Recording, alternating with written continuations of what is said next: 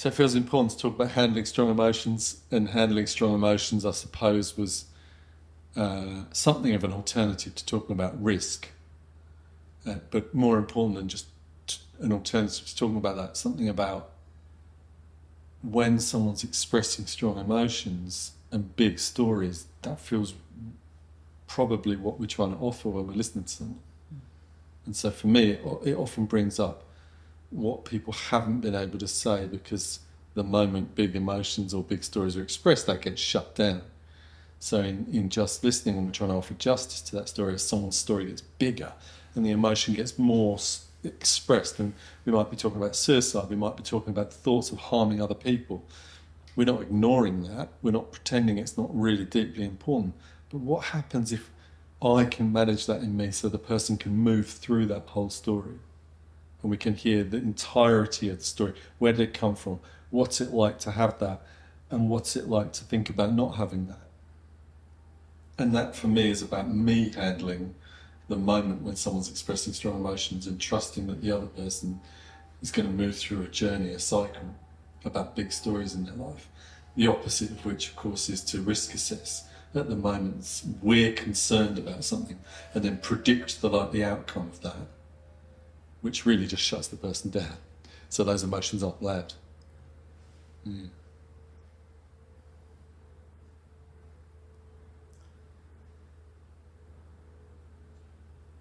It's also important to say that we're talking about allowing somebody to express big emotions and share big stories and big feelings. We're not asking people to be heroes or be unsafe and put themselves at risk. We're not saying that just listening can, well, we're explicitly saying just listening can't be done in a situation of violence or a situation of domestic violence or bullying or any of these things. What we're talking about is when we're listening to somebody's story, and it's a big story that warrants big emotions, whether that be yelling, whether that be tears, whether that be crying, and not rushing to stop that down, to shut that down or risk assess it, but to be alongside it and offer, in just being alongside it, a human connection and an understanding that this is a big story and that big emotion is understandable and is okay, and I get that as a mutual human being.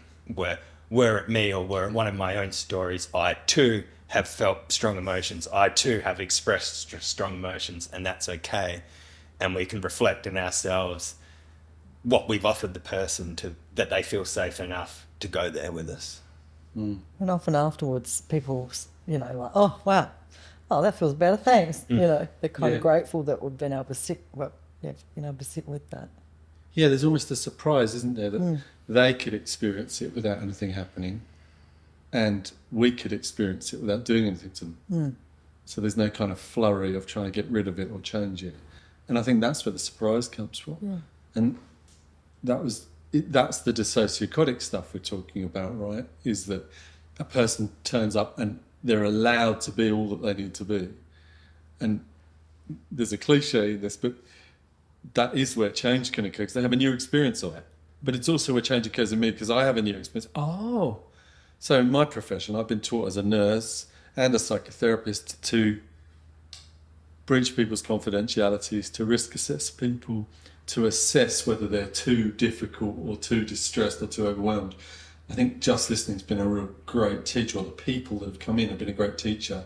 When I can trust them, they'll go through a process, and that's a change moment for both of us. It's like, oh yeah. And then, as you were saying, yeah, I know what it's like to be really angry, but I'm not allowed to show it, I'm not allowed to say it, I'm not allowed to be it. And that's what we're talking about, isn't it? Is about how can, between us, we can handle that there's big emotion and neither of us need to do anything weird to each other. And I know Bernie's touched on it in another video, that sometimes we might misstep or we might do or say the wrong thing, and that causes a big emotion. But as long as it feels safe enough, we can just take responsibility for that. And it's very quickly can settle down again if we just take responsibility and say, oh, I can see doing that or saying that, it's dissociotic stuff, right? Has caused big emotion in you. I apologise. Maybe I could just slow down and listen a bit longer and notice that what I'm doing has actually forced you to tell me in a big way that that didn't feel okay. And then we can move through that together.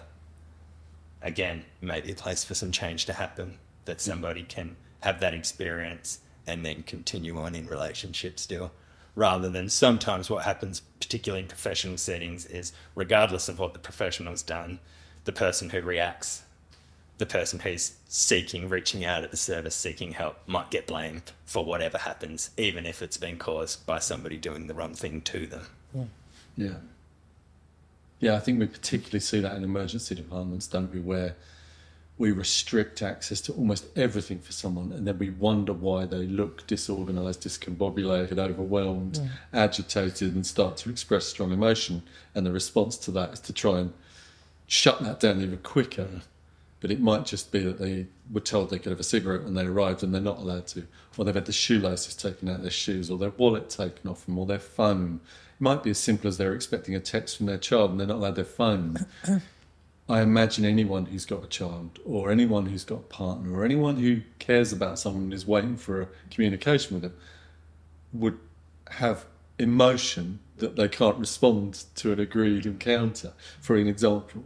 And that's been one of the most beautiful things for me, is tolerating the moments of high expressed emotion so that both of us can notice it's possible. And it's justice to both of us, right? I feel more skilled as the listener. The person sharing their story feels like they're in a compassionate, loving encounter, even in a state of distress.